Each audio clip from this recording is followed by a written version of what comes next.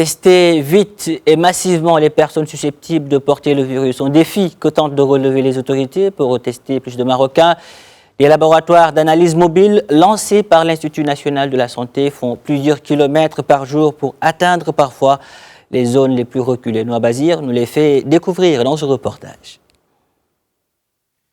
Si en ville, les infrastructures médicales sont accessibles, dans les régions les plus isolées, les soins médicaux restent un défi quotidien. En temps de pandémie, l'étape de dépistage massif du Covid-19 est inévitable. Afin d'effectuer le maximum de tests, le ministère de la Santé a mis en route de nombreuses unités mobiles, autrement dit des laboratoires d'analyse.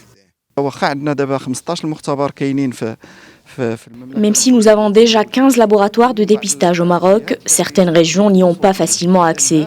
C'est pour cela que nous avons lancé cette initiative. En parallèle, cette unité médicale pourra venir en aide aux laboratoires déjà surchargés.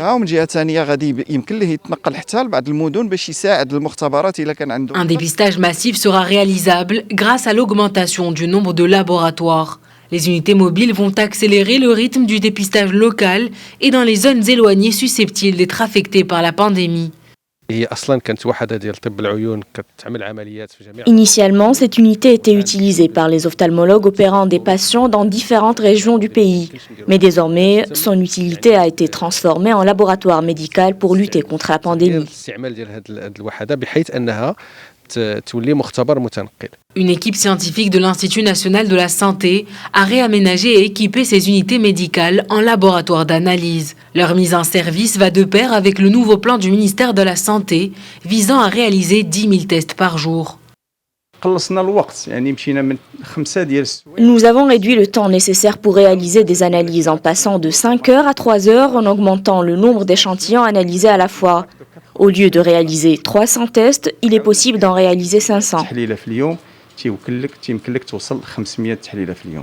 Depuis le début de la crise sanitaire, le recours à des unités médicales mobiles s'est avéré être effectif dans plusieurs pays. Afin d'anticiper le stade 3 de la pandémie, les instituts privés et publics sont appelés à travailler conjointement pour circonscrire la propagation de la maladie.